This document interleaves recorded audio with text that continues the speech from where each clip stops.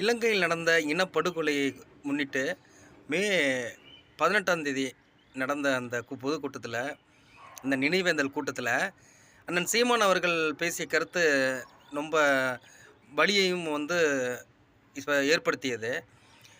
அப்படி பேசினது திருமாவளவன் அண்ணனுக்கு பிடிக்கலையாம். அதை இங்கே பேசி என்ன அரசியலை சாதிக்க போறீங்கன்ற மாதிரி ஒரு பேசுகிறாரு. அண்ணன் இப்படி பேசக்கூடிய ஆள் இல்லைங்கிறது எல்லாருக்கும் தெரியும்.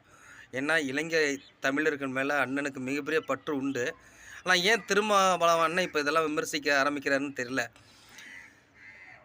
மே 18 இங்கே நம்ம நினைவேந்தல் கூட்டம் நடத்துகிறது அரசியலுக்காகவா? உணர்வு இல்லை அண்ணே. அண்ணே, அங்கே தமிழர்கள் யாருன்னு நம்ம தமிழர்கள் தானே அண்ணே.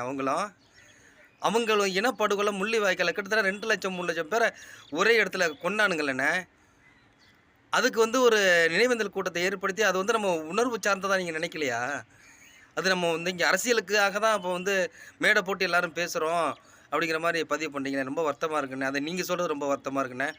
ரொம்ப மனசுக்கு கஷ்டமாக இருக்குது. யாரை காப்பாற்றண்ணே? கூட்டணி அடுத்த முறை ஆட்சிக்கு வரணுங்கிறதுக்காக இந்த மாதிரி நீங்கள் பேசுகிறீங்களான்னு எனக்கு தெரியல. ஏன்னா அது உண்மையிலே அதுக்காக கூட இருக்கலாம். அப்படி தான் எனக்கு தெரியுது. நீங்கள் எந்த கட்சிக்கு கூட்டணி வேணால் இருங்கண்ணே. ஆனால் நீங்கள் யாருங்கிறது எங்களுக்கு தெரியும்ண்ணே. நீங்கள் இப்படி சொல்லுவீங்கன்னு நாங்கள் எதிர்பார்க்கல. இலங்கை தமிழர்கள் இங்கே என்ன இருக்கிறாங்களா? அவங்க என்ன ஓட்டா போட போகிறாங்க? இதெல்லாம் ஏன் இந்த அரசியலில் வச்சுக்கிட்டு இவங்களுக்கு இந்த அரசியலாம் எடுபடாது அப்படிங்கிறதெல்லாம் ரொம்ப எங்களுக்கு மனச்சோர்வை தான். அது ரொம்ப மன கஷ்டத்தை ஏற்படுத்தி, மனசோர்வுன்னு சொல்ல முடியாது, மன கஷ்டத்தை ஏற்படுத்துனுச்சு. ஏன்னா கடைசி தமிழன் இருக்கும் முறை ஈழம் மலர்ந்தே தீரும்னே. அதை இங்கே பேசாமல் வேறு எங்கே பேசுகிறது? தமிழ்நாட்டில் தமிழனை பற்றி பேசாமல் வேறு எங்கே போய் பேசுகிறது? அரசியல் ஓட்டு வங்கிக்காக மட்டுமே சீமான், வேல்முருகன் மாதிரி ஆட்கள்லாம் பேசுகிறது இல்லை. அவங்கெல்லாம் உண்மையிலேயே மனசில் கொஞ்சமாவது ஈரம் இருக்குங்கிறதுக்காக எங்கள் தமிழனை நீங்கள் அடிச்சிட்டீங்களடா, ஒரு காலத்துலேயாவது நாங்கள் இல்லாத மலர் வப்பம்டாங்கிற வெறித்தனத்தில், அந்த கோபத்தில் எப்படி காட்டுறதுன்னே தெரியாமல் நாங்கள்லாம் தவிச்சுக்கிட்டு இருக்கோம். நீங்கள் சர்வசாதாரணமாக ஓட்டு வங்கிக்காக இங்கே பேசுகிறோன்ற மாதிரி சொல்லிட்டீங்க.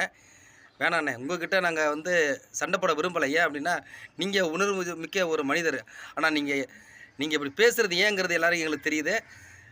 வருகிற எலெக்ஷனில் இது பிரதிபலிச்சிருமோ, ஒருவேளை நம்ம தோக்கடிக்க போடுமோ, நம்ம கூட்டணி தோற்றுருமோ, திமுக ஆட்சியை அமைக்காமல் போயிருமோங்கிற பயத்தில் நீங்கள் இதை பேசுகிறத தான் நான் எடுத்துக்கிறேன். அப்படி நடக்கலாம்ண்ணே. கண்டிப்பாக நடக்க வாய்ப்பு கூட இருக்குண்ணே. நன்றி.